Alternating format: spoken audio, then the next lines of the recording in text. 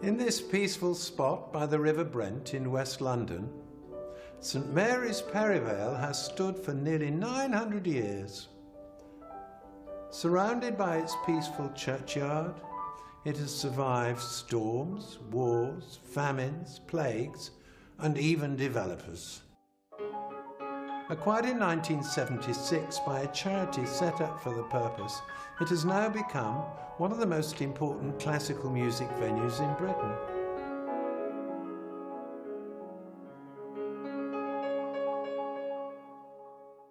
We're too small for orchestras, but our size and acoustics give us a perfect venue for chamber music and instrumental recitals.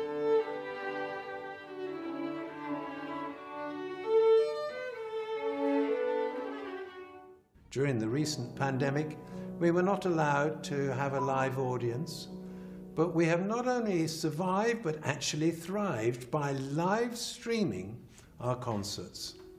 Now, we are thrilled to be able to readmit an audience, but the live streams continue as an essential part of our offering. So, wherever you are, enjoy this concert, and please consider donating via our website. Thank you very much indeed.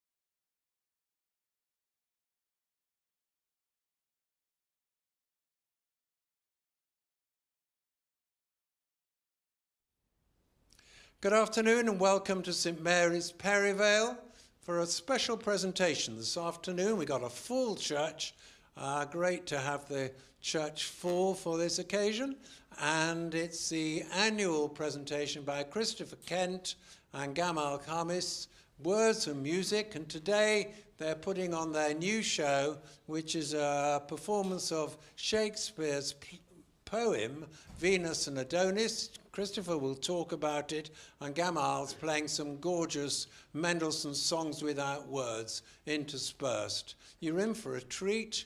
I'm running out of things to say, so I'll get off the stage and ask the audience to put their hands together to give a big warm welcome. Thank you very much.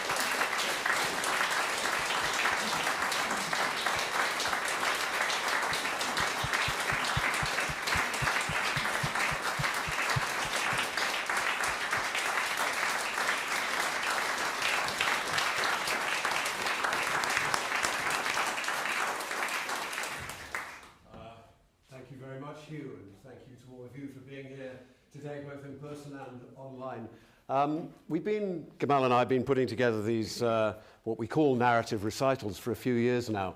And I think it's probably the first time we've asked you, the audience, to play a role, which is, if you'll excuse us, that of guinea pigs. Because this is the very first preview performance of a brand new production we've been commissioned to make for the Shakespeare Music Festival in Stratford next year. And I'm very pleased that the director of that festival, Martin Bond, is here with us today. It's a setting alongside each other of words by Shakespeare and music by Mendelssohn, but I have to say from the outset that Felix Mendelssohn didn't write music for Venus and Adonis. But we think he might have done, if he'd only known it. Because, as you well know, he did write incidental music, aged only 17, for heaven's sake, to Shakespeare's play A Midsummer Night's Dream, to which Venus and Adonis in many ways is a clear precursor, dealing as it does with magical transformations and romantic entanglements during a night in the woods. But Mendelssohn also wrote his 8 books of songs without words for solo piano, 48 of them in total. And we've chosen 9 of those to sit between and amongst the verses of the poem.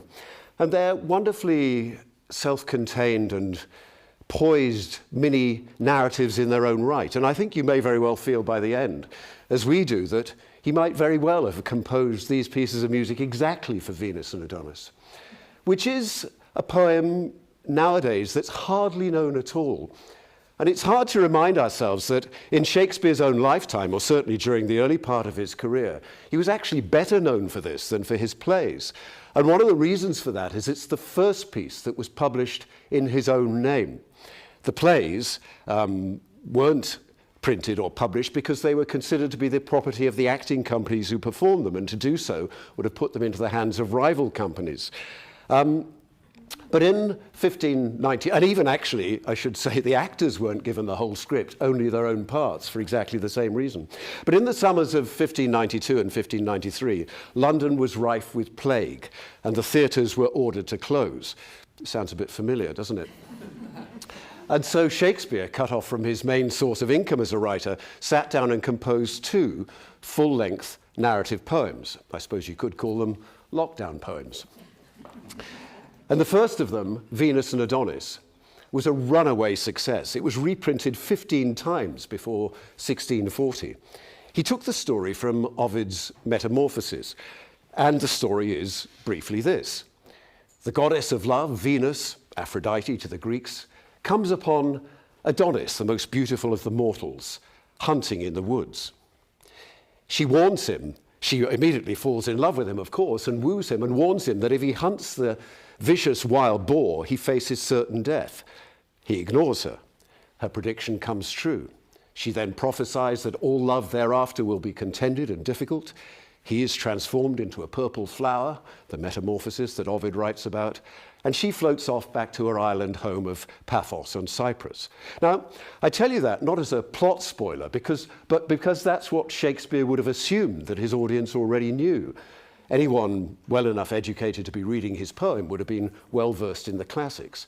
But his genius and his mischief is to subvert those expectations.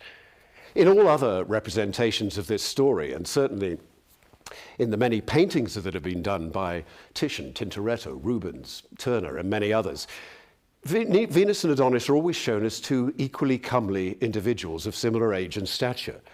Shakespeare's mischief is that he makes Venus a vampish older woman who's desperate to get her hands on the beautiful young man. And he makes Adonis a doltish teenager who's not remotely interested and simply wants to go hunting. Therein lies comedy gold. Not only is she older than him, she's also bigger and stronger. Within 30 seconds of the opening of the poem, she's pulled him off his horse and has him pinned to the ground. Adonis can't get a word in edgeways for 200 lines, and when he does eventually speak, well, I don't know if any of you remember Harry Enfield's character, Kevin the teenager. When he speaks, it is pure Kevin. But of course, this is Shakespeare, and he doesn't leave it there. What starts as knockabout comedy gradually pivots into something far more serious, as Venus's worst fears come true, and both characters are allowed some degree of self-knowledge. She, Venus, is a wonderful creation, a clear precursor of some of Shakespeare's later great heroines, perhaps Cleopatra most notably amongst them. She's initially waspish, vain, camp and mercurial, but gradually morphs into a figure of genuine tragic stature as her worst fears come true and she realizes the limits of her godly power. And he also allows young Adonis a growing sense of his own vulnerability in a way that's really quite touching. At one point he says, "Before I know myself, seek not to know me." Now, the language, of course, is rich and nuanced. The poem's formed of 199 six-line verses, which we've reduced to 150 to fit into the available time. And I think most of the vocabulary is clear from the context, but there are just a handful of words you do need to know in advance, I think. For instance, the Elizabethans had far more ways of describing horses than we have retained. So, for instance, Adonis's male horse is variously described as his courser, his charger, his steed, or his palfrey. At one point, his male horse gives chase to a passing female horse in a kind of equine romantic subplot. And she is described as a breeder or a breeding jennet, which I think is a word none of us use these days.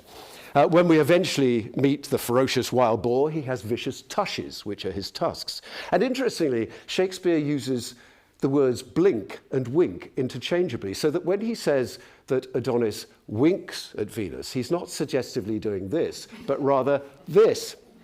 It'll all become clear. Now, Shakespeare left a famously sparse biography behind him. We really know very little about his life, especially after he left his family behind in Stratford and began his working life in London.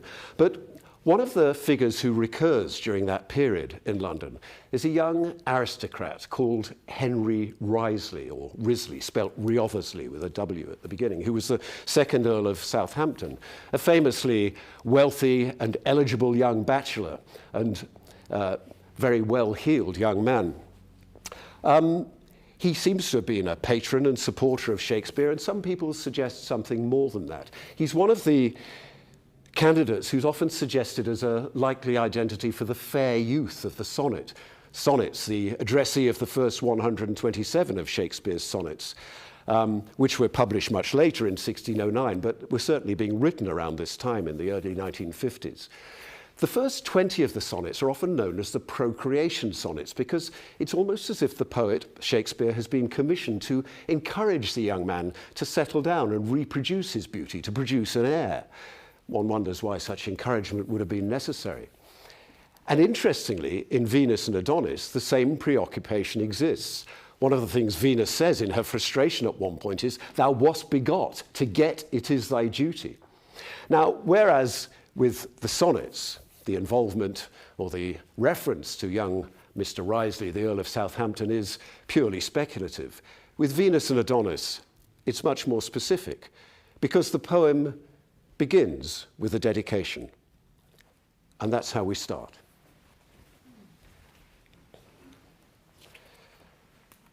To the Right Honourable Henry Wriothesley, Earl of Southampton and Baron of Titchfield.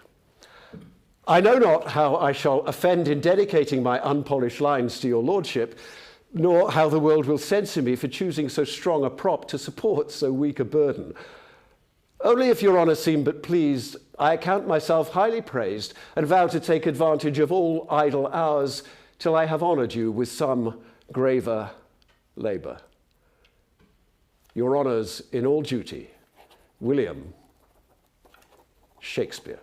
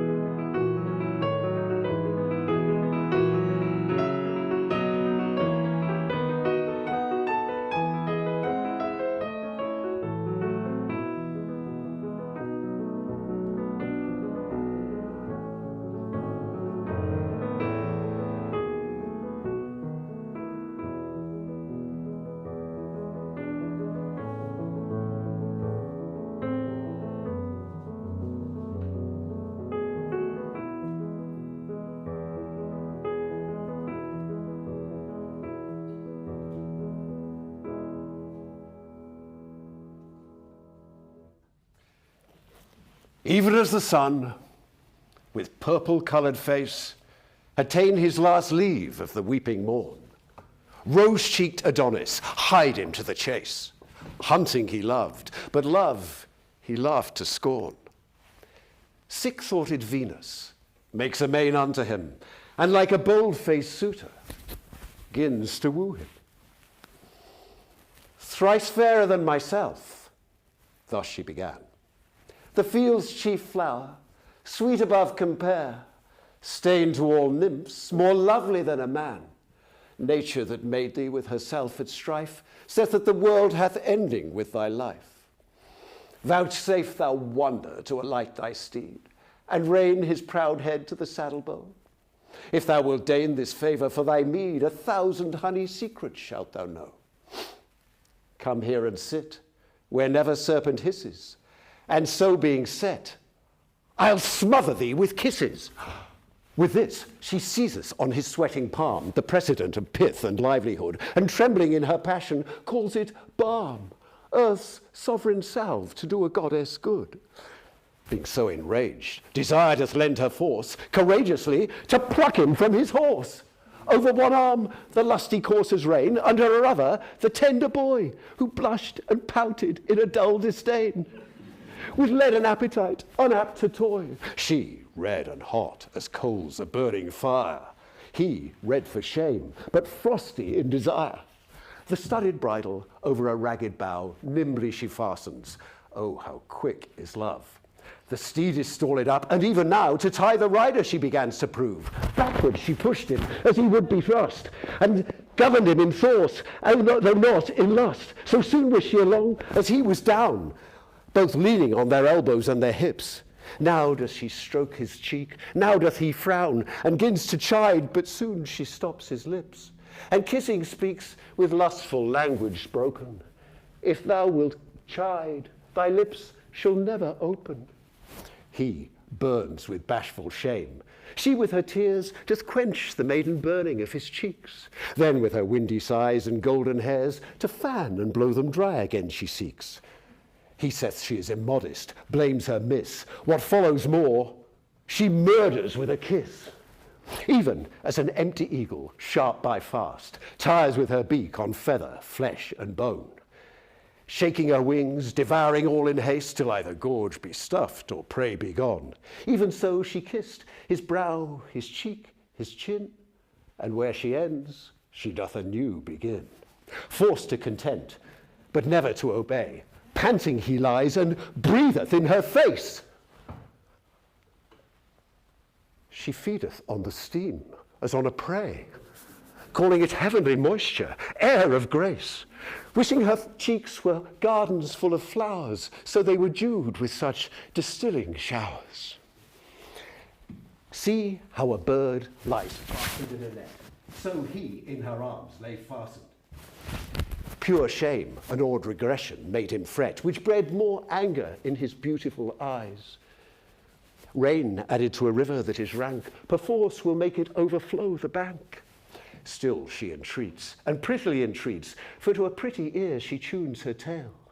Still is he sullen, still he lowers and frets, twixt crimson rage and anger ashy pale. Being red, she loves him best, and being white, her best is bettered with a more delight. Look how he can, she cannot choose but love, and by her fair immortal arms she swears from his soft bosom never to remove, till he take truce with her contending tears, which long have rained, making her cheeks all wet, and one sweet kiss shall pay this countless debt. Upon this promise did he raise his chin, like a dive-dapper peering through a wave, who being looked on ducks as quickly in, so offers he to give what she did crave. But when her lips were ready for his pay, he winks and turns his lips another way.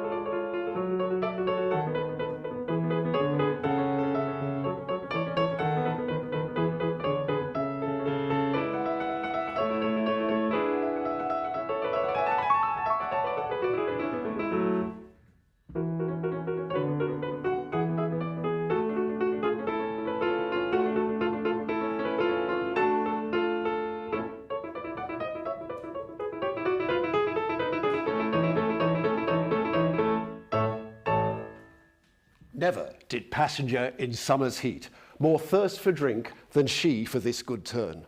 Her help she sees, but help she cannot get. She bathes in water, but her cheeks must burn. Oh, pity, gan she cry, flint-hearted boy. 'Tis but a kiss, I beg, why art thou coy? I have been wooed, as I entreat thee now, even by the stern and direful god of war, whose sinewy neck in battle ne'er did bow, who conquers where he comes in every jar. Yet he has been my captive and my slave, and begged for that which thou unasked shalt have. Touch but my lips with those fair lips of thine.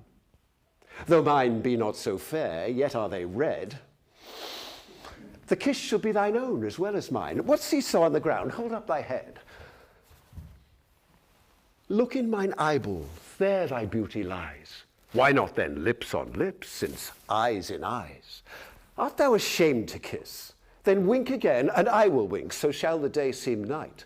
Love keeps his revels where there are but twain. Be bold to play, our sport is not in sight. These blue-veined violets whereon we lean never can blab, nor know not what we mean. The tender spring upon thy tempting lip shows thee unripe, yet mayst thou well be tasted. Beauty, make use of time, let not advantage slip. Beauty within itself should not be wasted. Fair flowers that are not gathered in their prime rot and consume themselves in little time. Were I hard-favoured, foul, or wrinkled old, ill-nurtured, crooked, churlish, or harsh in voice, or worn, despised, rheumatic and cold, thick-sighted, barren, lean, or lacking juice, then mightst thou pause, for then were I not for thee. But having no defect, why dost abhor me? You cannot see one wrinkle in my brow. My eyes are grey and bright and quick of turning. My beauty as the spring doth yearly grow. My flesh is soft and plump, my marrow burning. This smooth, moist hand, were it in thy hand felt, should in thy palm dissolve and seem to melt. Witness this primrose bank whereon I lie. These forceless flowers, like sturdy trees, support me. Two strengthless doves shall draw me through the sky, from morn till night, even where I list to sport me. Is love so light, sweet boy? And may it be that thou shouldst think it heavy unto thee? Is thine own heart to thine own face affected? Can thy right hand seize love upon thy left? Then woo thyself, be of thyself rejected. Steal thine own freedom and complain on theft. Narcissus so himself forsook, and died to kiss his shadow in the brook. Torches are made to light, jewels to wear, dainties for the taste, fresh beauty for the use, herbs for their smell, and sappy plants to bear. Things growing unto themselves are growth's abuse. Seeds spring from seeds, and beauty breedeth beauty. Thou wast begot, to get it is thy duty. Upon the earth's increase, why shouldst thou feed, unless the earth with thy increase be fed? To breed it is thy duty, so thine own might live, in that, in spite of death, thou dost survive, because thy image still is kept alive. By this, the lovesick queen began to sweat, for where they sat, the shadow had forsook them. And Titan, tired in the midday sun, with burning eye did hotly overlook them, wishing he had that Adonis had his team to guide, so he were like him and by Venus' side. And now, Adonis, with a lazy sprite and a lowering, heavy, overlooking eye, his lowering brow o'erwhelming his fair sight, like misty vapours when they blot the sky, souring his lips cries, "Fie, no more of love! The sun doth burn my face, I must remove." "Ay me," quoth Venus, "young and so unkind. What bare excuses thou makest to be gone? I'll breathe celestial sighs, whose gentle wind shall cool the heat of this descending sun. I'll make a shadow for thee of my hairs. If they burn too, I'll quench them with my tears. Art thou obdurate, flinty, hard as stone? Nay, more than flint, for stone at rain relenteth. Art thou a woman's son? Canst not feel what is to love? How want of love tormenteth? Oh, had thy mother known so hard a mind, she had not brought forth thee, but died unkind. What am I that thou shouldst contemn me this? Or what great danger dwells upon my suit? What were thy lips the worse for one poor kiss? Speak fair, but speak fair words, or else stay mute. Give me one kiss, and I'll give it thee again, and one for interest, if thou wilt have twain. Fie, lifeless picture, cold and senseless stone, well-painted idol, image dull and dead, statue contenting but to the eye alone, thing like a man, but of no woman bred. Thou art no man, though of a man's complexion, for men will kiss, even by their own direction. By this, impatience provoked a pause, and swelling passion doth choke her tongue. Red cheeks and fiery eyes blaze forth her wrong. Being judge in love, she cannot right her cause. And now she weeps, and now she fain would speak, and now her sobs do her intendments break. Sometimes she shakes her head, sometimes his hand, now looketh she on him, now on the ground. Sometimes her arms enfold him like a band. He will not from her arms be freed. And when he struggles from thence to be gone, she locks her lily fingers one in one. Fondling she saith, Since I have hemmed thee here, within the circuit of this ivory pale, I'll be a park, and thou shalt be my deer. Feed where thou wilt, on mountain or in dale. Graze on my lips, or if those hills be dry, stray lower, where the pleasant fountains lie. Within these limits is relief enough, sweet bottom grass, high delightful plains, round rising hillocks, breaks obscure and rough, to shelter thee from tempest and from rain. Then be, my dear, for I am such a park. No dog shall rouse thee, though 1,000 bark. At this, Adonis smiles as in disdain. That in each cheek appears a pretty dimple. Love made those hollows. If himself were slain, he might be buried in a tomb so simple, foreknowing well that if there he came to lie, why love lived there, and there he could not die. These lovely caves, these round enchanting pits, open their mouth to swallow Venus' liking. Being mad before, what does she now for wits? Struck dead at first, what needs a second striking? Poor queen of love, forlorn in thine own law, to love a cheek that smiles at thee in scorn. Now which way shall she turn? What shall she say? Her words are done, her woes the more increasing. The time is spent, her object will away, and from her twining arms doth urge releasing.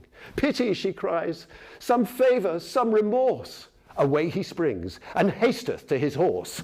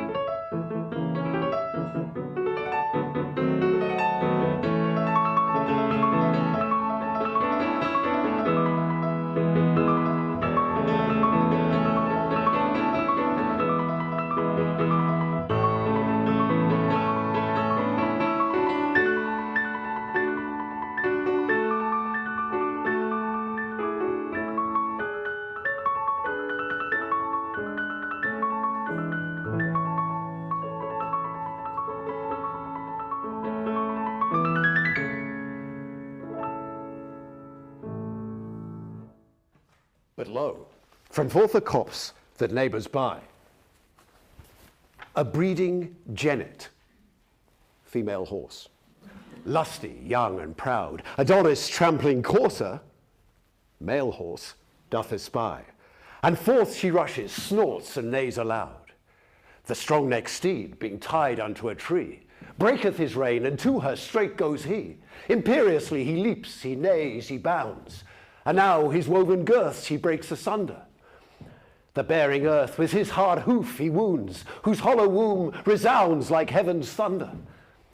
The iron bit he crusheth 'tween his teeth, controlling what he was controlled with. His ears are pricked, his braided hanging mane upon his compass crest now stands on end. His nostrils drink the air, and forth again as from a furnace vapour doth he send. His eye, which scornfully glisters like fire, shows his hot courage and his high desire. What recketh he now, his rider's angry stir, his flattering holla, his stand, I say? What cares he now for curb or pricking spur, for rich caparisons or trappings gay? He sees his love, and nothing else he sees, for nothing else with his proud sight agrees. He looks upon his love, and neighs unto her. She answers him as if she knew his mind. Being proud as females are to see him woo her, she puts on outward strangements, seems unkind, spurns at his love, and scorns the heat he feels, beating his kind embracements with her heels. His testy master goeth about to take him, when lo, the unbacked breeder, full of fear, jealous of catching, swiftly doth forsake him, with the horse, and left Adonis there. As they were mad, through the woods they hie them, outstripping crows that strive to overfly them. All swoln with chafing, down Adonis sits, banning his boisterous and unruly beast. And now the happy season once more fits, that lovesick love by pleading may be blessed. For lovers say the heart hath treble wrong, when it is barred the aidance of the tongue. He sees her coming, and begins to glow, even as a dying coal revives with wind, and with his bonnet hides his angry brow, looks on the dull earth with disturbed mind, taking no notice that she is nigh, for all askance he holds her in his eye. Oh, what a sight it was, wistly to view, how she came stealing upon the wayward boy, to note the fighting conflict of her hue, how white and red each other did destroy. But now is her cheek pale, and by it flashed forth fire like lightning from the sky. Now is she just before him, where he sat, and like a lowly lover, down she kneels. With one fair hand she heaveth up his hat, her other tender hand his fair cheek feels. His tenderer cheek receives her soft hand's print, as apt as new-fallen snow takes any dint. Full gently now she takes him by the hand, a lily prisoned in a jail of snow, or ivory in an alabaster band, so white a friend engirds so white a foe. This beauteous combat, wilful and unwilling, showed like two silver doves that sit a-billing. Give me my hand, saith he, why dost thou feel it? Give me my heart, says she, and thou shalt have it. Oh, give it me, lest thy hard heart should steal it, and being steeled, soft sighs can never grave it. Then love's deep groans I never shall regard, because Adonis' heart hath made mine hard. For shame, he cries, let go and let me go. My day's delight is past, my horse is gone, and 'tis your fault I am bereft him so. I pray you hence, and leave me here alone, for all my mind, my thought, my busy care is how to get my palfrey from the mare. Thus she replies, thy palfrey, as he should, welcomes the warm approach of sweet desire. Affection is a coal which must be cooled, else suffered it will set the heart on fire. The sea hath bounds, but deep desire hath none. Therefore, no marvel though thy horse be gone. How like a jade he stood tied to a tree, servilely mastered with a leathern rein. But when he saw his love, his youth's fair fee, then he held such petty bondage in disdain, throwing the base thong from his bending crest, enfranchising his mouth, his back, his breast. How like a jade, indeed. Let me excuse thy courser, gentle boy, and learn of him, I heartily beseech thee, to take advantage on presented joy. Though I were dumb, yet his proceedings teach thee.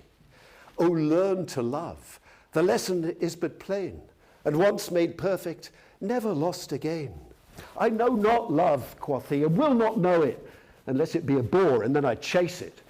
'Tis much to borrow when I will not owe it. My love to love is love but to disgrace it. For I have heard it is a life in death that weeps and laughs and all but in a breath. You hurt my hand with ringing, let us part. And leave this idle theme, this bootless chat. Remove your siege from my unyielding heart. To love's alarms it will not ope the gate. Dismiss your vows, your feigned tears, your flattery. For where a heart is hard, it makes no battery. What? Canst thou talk? Hast thou a tongue? Oh, wouldst thou had not, or I had no hearing. Thy mermaid's wrong hath done me, mermaid's voice hath done me double wrong. I had my load before, now pressed with bearing. Melodious discord, heavenly tune, harsh sounding. Ears, deep, sweet music, heart's deep, sore loathing. Had I no eyes to see but ears, mine ears would love thy inward beauty and invisible. Or were I deaf, each outward part should move, each inward part of me that were but sensible. Though neither eyes nor ears to hear nor see, yet should I be in love by touching thee. Say that the sense of feeling were bereft me, and that I could not see, nor hear, nor touch, and nothing but the very smell were left me, yet would my love for thee be just as much. For from the stillatry of thy face excelling comes breath perfumed that breedeth love by smelling. Oh, but what a banquet wert thou to the taste, being nurse and feeder to the other four. Would they not wish the feast might never end, and bid suspicion double lock the door, lest jealousy, that sour unwelcome guest, should by his stealing in disturb the feast? Once more the ruby colour portal opened, which to his speech did honey passage yield. Like the red morn that ever yet betokened wrack to the seamen, tempest to the fields, sorrow to the shepherds, woe unto the birds, storms and foul flaws to herdmen and the herds. This ill presage advisedly she marketh, even as the wind is hushed before it raineth, or as the wolf doth grin before he barketh, or as the berry breaks before it staineth, or like the deadly bullet of a gun, his meaning struck her ere his words begun, and at his look she flatly falleth down. For looks kill love, as love by looks reviveth. A smile recures the wounding of a frown, but blessed bankrupt that by loss so thriveth. The silly boy, believing she is dead, claps her pale cheek, till clapping makes it red. He wrings her nose, he strikes her on the cheeks, he bends her fingers, he holds her pulses hard, he chafes her lips 1,000 ways he seeks to mend the unkindness that his hurt has marred. He kisses her, and by her good will she will not rise, so he will kiss her still.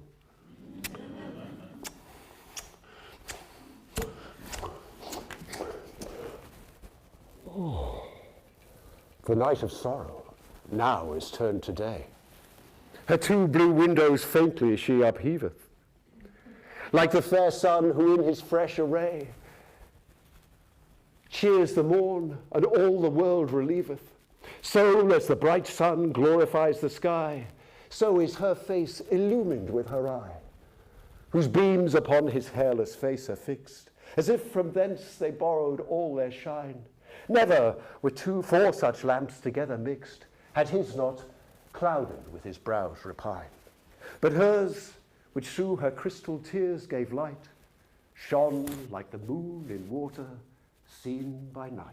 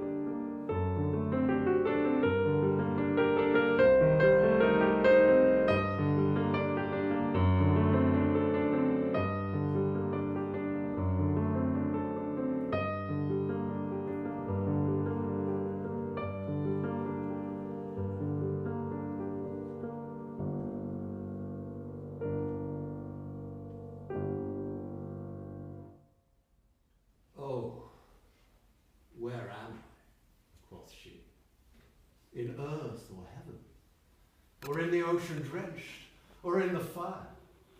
What hour is this, or morn, or weary even? Do I delight to die, or life desire?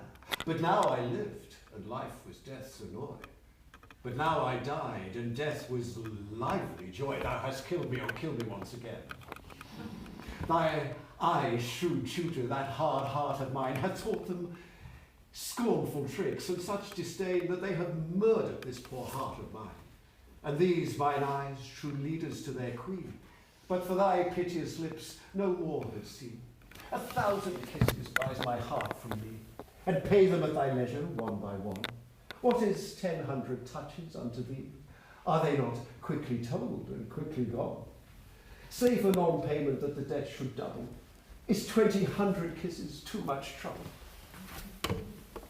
Fair queen, quoth he, if any love you owe me, measure my strangeness by my unripe years. Before I know myself, seek not to know me. No fisher, but the ungrown fry forbears. The mellow plum does fall, the green sticks fast, or else being early plucked is sour to the taste. Look, the world's comforter, with weary gait, his day's hot task hath ended in the west. The owl, night's herald, shrieks, 'tis very late.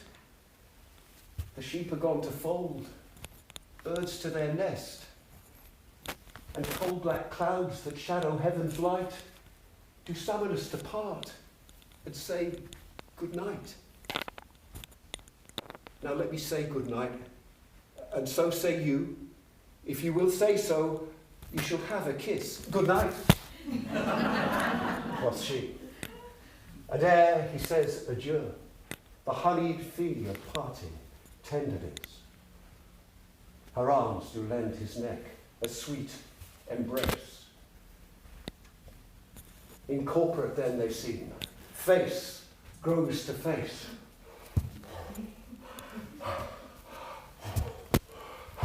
Till breathless he disjoined and backward drew the heavenly moisture, that sweet coral mouth, whose precious taste her thirsty lips well knew, whereon they surfeit that complain on drought. He with her plenty pressed, she faint with dearth, their lips together glued, fall to the earth. Now, quick desire hath caught the yielding prey, and glutton-like she feeds, yet never filleth. Her lips are conquerors, his lips obey, paying what ransom the insulter willeth, whose vulture thought doth pitch the price so high, that she will draw his rich lips' treasure dry. And having felt the sweetness of the spoil, with idiot-like fury she begins to forage. Her face doth reek and smoke, her blood doth boil, and careless lust stirs up a desperate courage, planting oblivion, forcing reason back, forgetting shame's pure blush and honour's rack.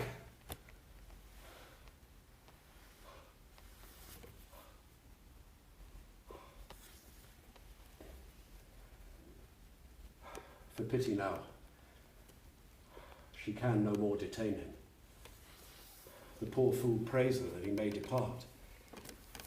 She is resolved no longer to restrain him, bids him farewell and look well to her heart, the which by Cupid's bow she does protest, he carries thence encaged in his breast. Sweet boy, she says, I'll waste this night in sorrow, for my sick heart commands mine eyes to watch. Tell me, love's master, shall we meet tomorrow? Oh, shall we? Will you make the match? He tells her no, for tomorrow he intends to hunt the boar with certain of his friends. The boar, quoth she, whereat a sudden pale, like lawn being spread upon the blushing rose, usurps her cheek. She trembles at his tail. Upon his neck, her yoking arm she throws. Fie, he says, you crush me, let me go. You have no reason to withhold me so.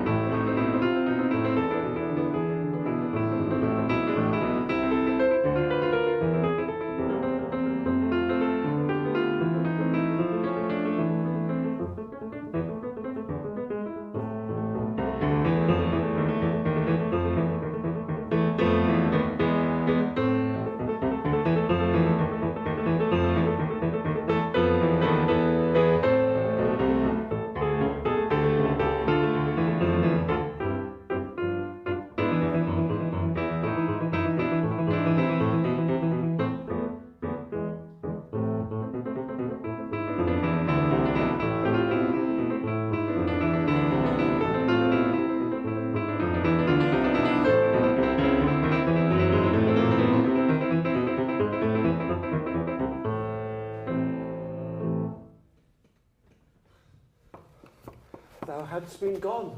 Quoth she, sweet boy, ere this, but that thou toldst me thou wouldst hunt the boar.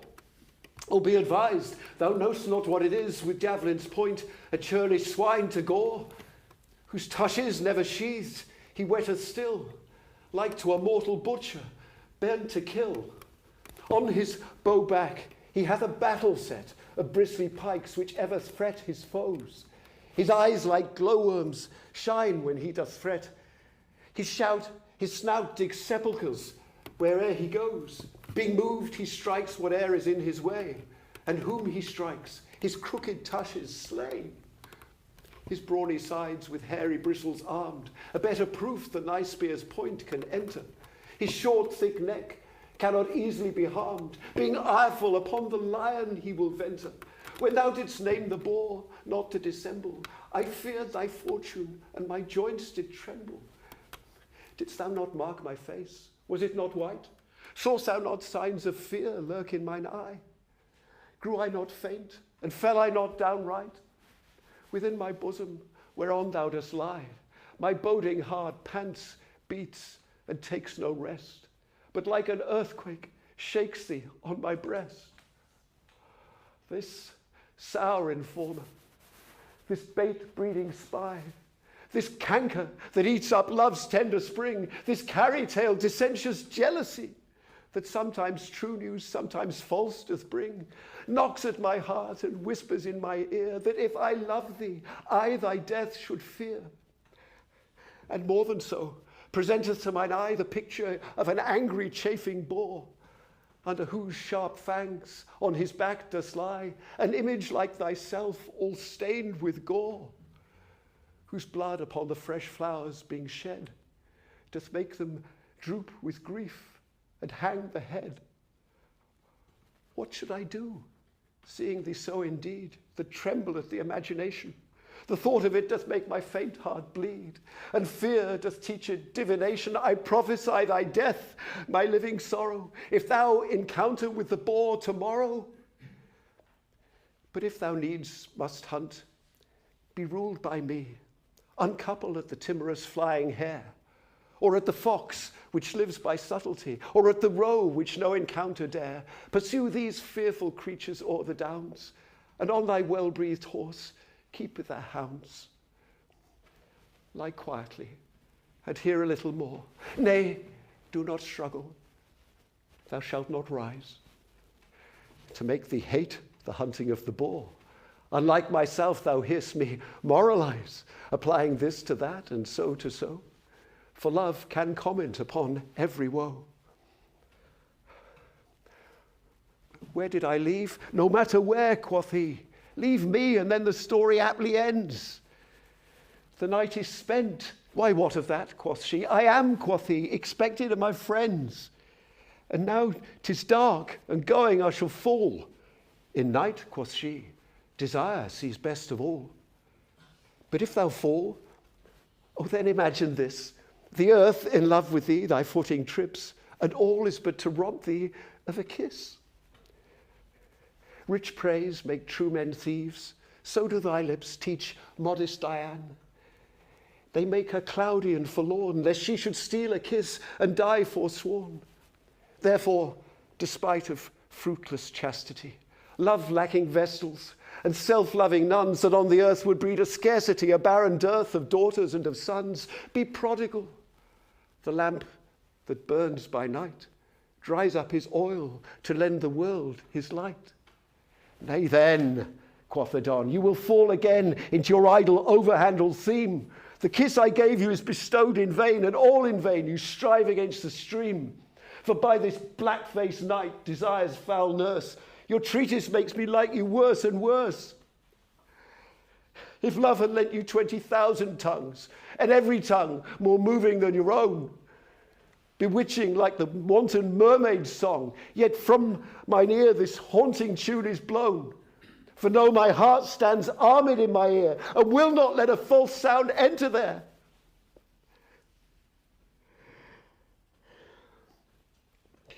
More I could tell, but more I dare not say. The text is old, the orator too green. Therefore in sadness now I will away. My face is full of shame, my heart of teen. Mine ears that to your wanton talk attended do burn themselves for having so offended. With this he breaketh from the sweet embrace of those fair arms that bound him to her breast, and homeward through the dark lawn runs apace, leaves love upon her back, deeply distressed. Look, how a bright star shooteth from the sky, so glides he in the night from Venus' eye.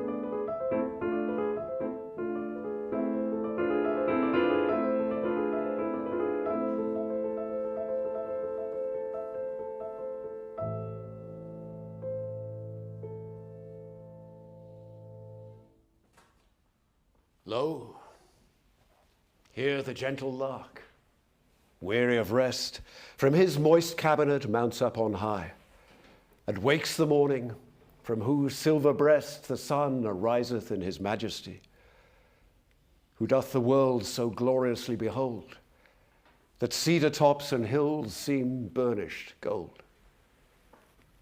Venus salutes him with this fair good morrow. O thou clear God, and patron of all light,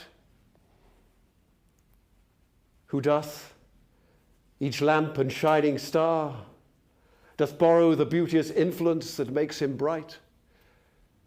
There lives an earthly son that sucked an earthly mother, may lend thee light as thou dost lend to other. With this, she hasteth to a myrtle grove, musing the morning is so much o'erworn, and yet she hears no tidings of her love. She hearkens for his hounds and for his horns. Anon she hears them chanted lustily, and all in haste she coasteth to the cry. And as she runs the bushes in her way, some do catch at her neck, some kiss her face, some twined about her thigh to make her stay. Then she wildly breaketh from their strict embrace, like a milk doe, whose swelling dugs do ache, hasting to feed her fawn hid in some brake. By this, she hears the hounds are at a bay, and starts like one that spies an adder, wreathed up in fatal folds just in his way, the fear whereof doth make him shake and shudder. Even so, the timorous yelping of the hounds appalls her senses, and her spirits confounds.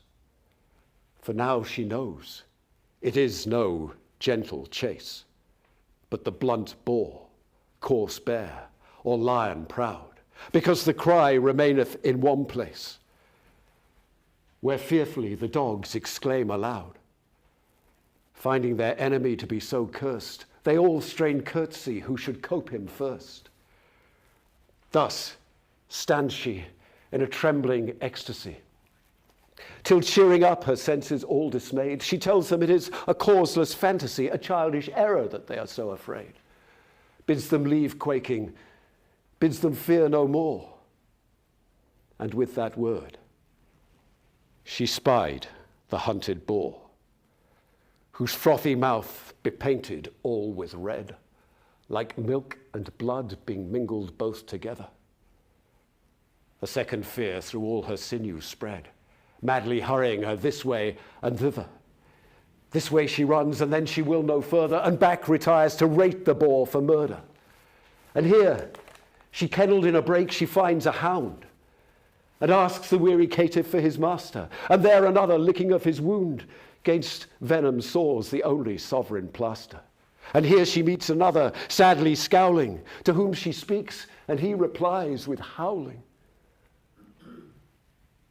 Look how the world's poor people are amazed at apparitions, signs, and fantasies, whereon with fearful eyes they long have gazed, infusing them with dreadful prophecies. So she at these sad signs draws up her breath, and sighing it again, exclaims on death, hard-favoured tyrant, ugly, meagre, lean, hateful divorce of love, thus chides she death. Grim grinning ghost, earth's worm, what dost thou mean to stifle beauty and to steal his breath? Who when he lived his breath and beauty set gloss on the rose, smell on the violet. If he be dead, oh no, it cannot be, seeing his beauty that thou shouldst strike at it. Oh yes, it may. Thou hast no eyes to see, but hatefully at random dost thou hit. Thy mark is feeble age, but thy false dart mistakes that aim and cleaves an infant's heart.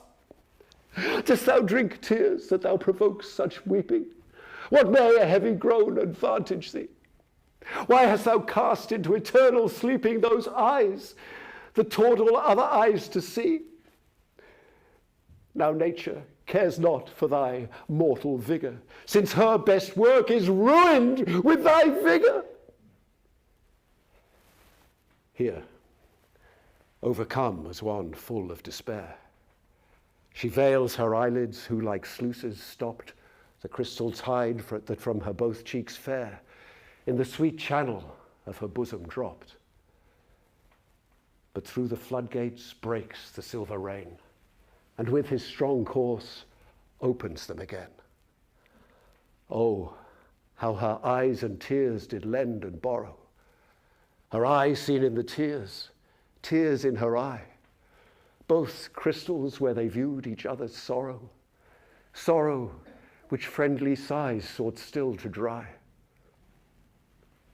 But like a stormy night, now wind, now rain, sighs dry her cheeks, tears make them wet again.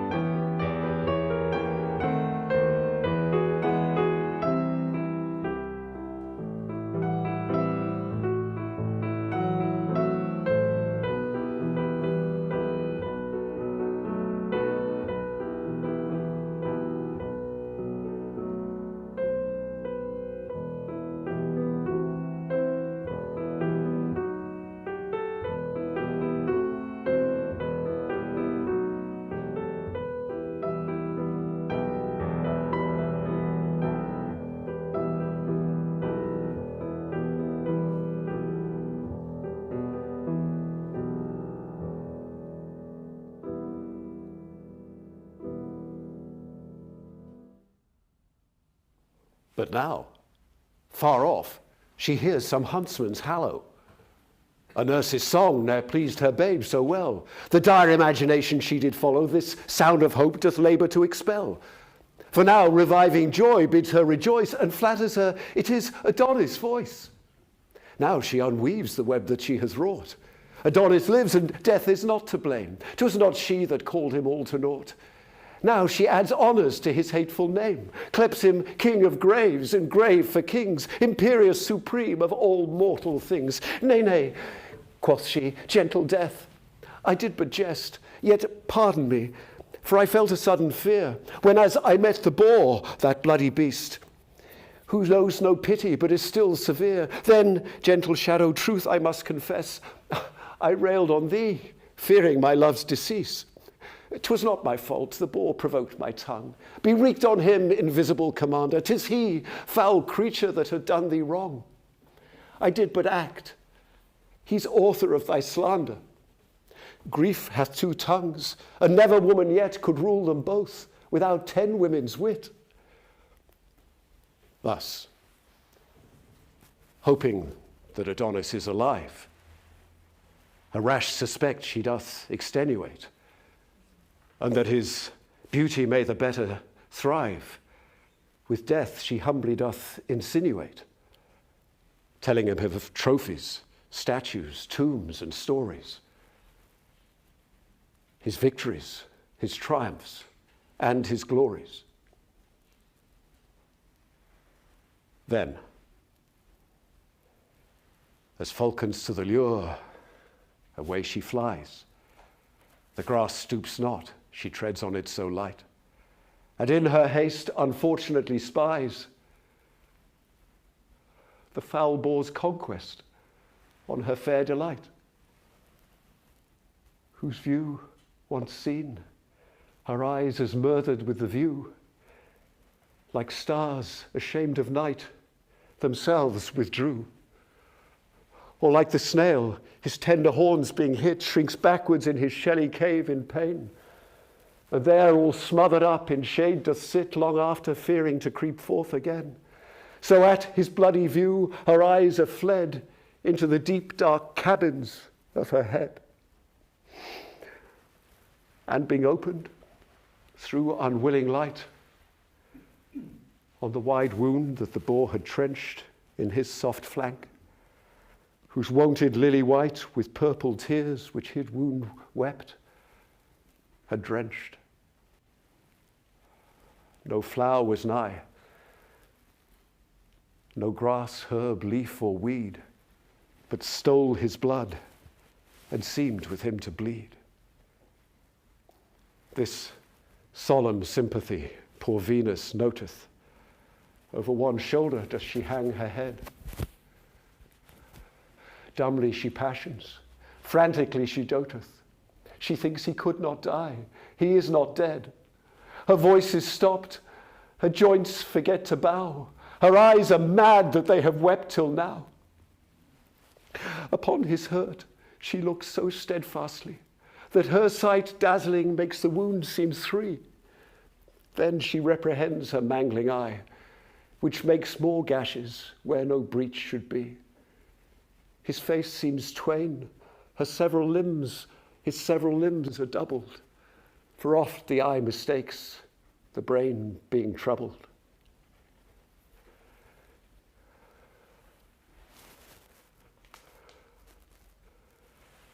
My tongue cannot express my grief for one, quoth she, and yet, behold 2 add-ons dead. My sighs are blown away, my salt tears gone, my eyes are turned to fire, my heart to lead. Heavy heart's lead melt at mine eyes' red fire, so shall I die by drops of hot desire. Alas, poor world, what treasure hast thou lost? What face remains alive that's worth the viewing?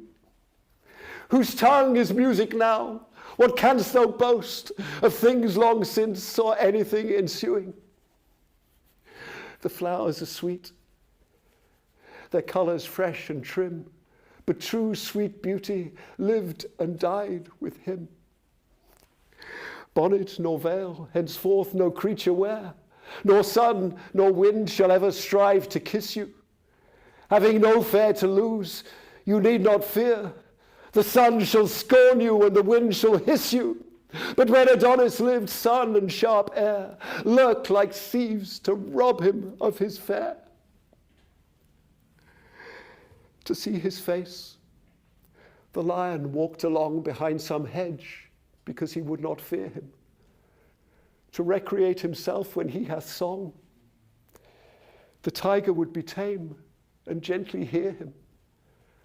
If he had spoke, the wolf would leave his prey and never fright the silly lamb that day. If he beheld his shadow in the brook, the fishes spread on it their golden gills. If he was by, the birds such pleasure took that some would sing, some other in their bills would bring him mulberries and ripe red cherries. He fed them with his sight, they him with berries. But now, this foul, grim, and urchin-snouted boar, whose downward eye never looketh for a grave, ne'er saw the beauteous livery that he wore, witnessed the entertainment that he gave. If he did see his face, why then I know he thought to kiss him, and did kill him so. 'Tis true, thus was Adonis slain. He ran upon the boar with his sharp spear, who did not whet his teeth at him again, but by a kiss thought to persuade him there. And nuzzling in his flank the loving swine, sheathed unaware the tusk in his soft groin. Had I been toothed like him, I must confess that in kissing him I had killed him first. But he is dead, and never did he bless my youth with his. The more I am accursed. With this, she falleth in the place she stood, and stains her face with his congealed blood.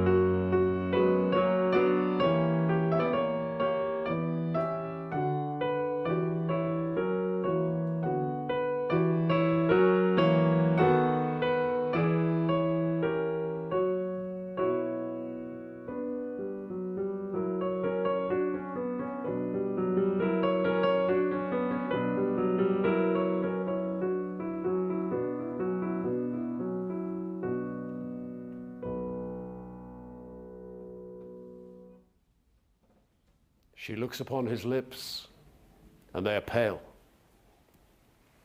She takes him by the hand, and that is cold. She whispers in his ears a heavy tale, as though they heard the woeful words she told. She lifts the coffer lids that close his eyes, and lo, 2 lamps burnt out in darkness lies. 2 glasses where herself beheld 1,000 times, and now no more reflect. Their virtue gone wherein they late excelled, and every beauty robbed of his effect. O wonder of time, quoth she, this is my spite, that thou being dead, the day should yet be light. Since thou art dead, lo, here I prophesy, sorrow on death, sorrow on love hereafter shall attend. It shall be waited on with jealousy, find sweet beginning but unsavory end, ne'er settled equally but high or low, that all love's pleasures shall not match his woe. It shall be fickle, false, and full of fraud, bud and be blasted in a beating while, the bottom poisoned, the top o'erstrawed with beauty and sweets that shall the truest sight beguile.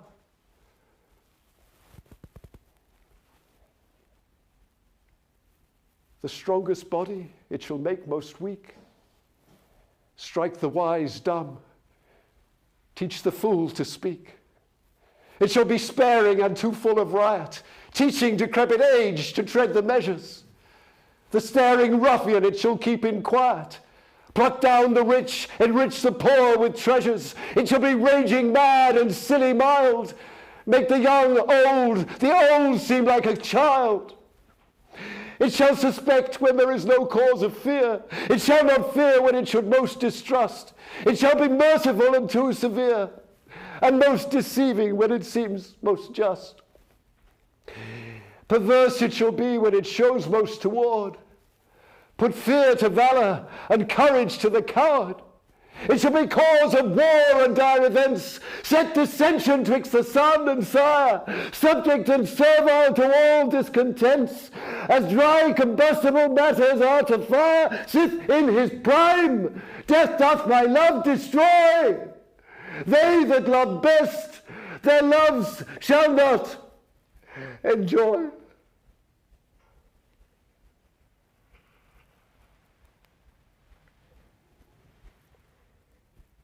With this, the boy that by her side lay killed was melted like a vapor from her sight, and in his blood that on the ground lay spilled, a purple flower sprang up, checkered with white, resembling well his pale cheek and the blood that on his whiteness stood. She bows her head, the new-sprung flower to smell, comparing it with her Adonis breath, and says within her bosom it shall dwell, since he himself is reft from her by death. She crops the stalk, and in the breach appears green dropping sap, which she compares to tears. Poor flower, quoth she, this was thy father's guise, sweet issue of a more sweet-smelling sire, for every little grief to wet his eyes. To grow unto himself was his desire, and so 'tis thine, but know it is as good to wither in my breast as in his blood.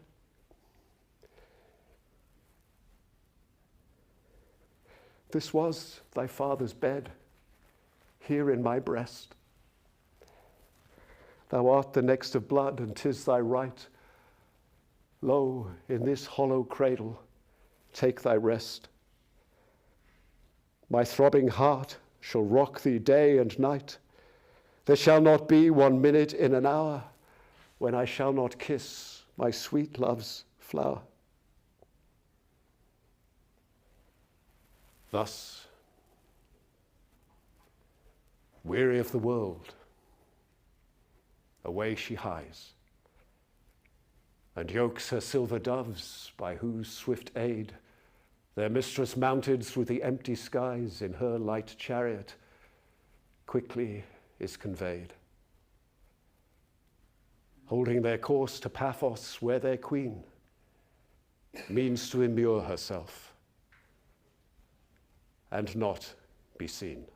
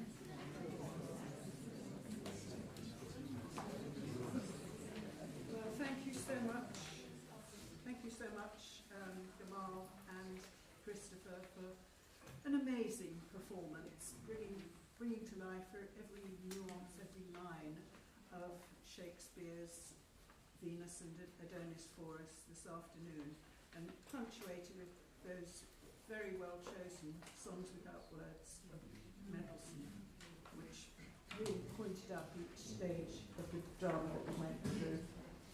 So thank you so much, and look forward to your next presentation very much. And I'm just overwhelmed. There's not much to say apart from thank you very much to our technical team today, particularly Simon Shute and Rob Jenkins. And please donate generously, whether you're watching online or you're in the church today. We always pay our we always pay our performers, so your contributions are very much appreciated. And just to let you know that next Tuesday we have Jackie Zhang coming. He's 16. He was one of the finalists in BBC Young Musician of the Year, which took place just 2 weeks ago. And then on Thursday of next week we have Yevgeny Kutik, a brilliant young violinist, coming to play a Brahms sonata and also I think some Stravinsky. And a week today we have a string quartet playing Haydn and Mozart. So lots to look forward to. But my goodness, I think this afternoon was really special. Let's give them another round of applause.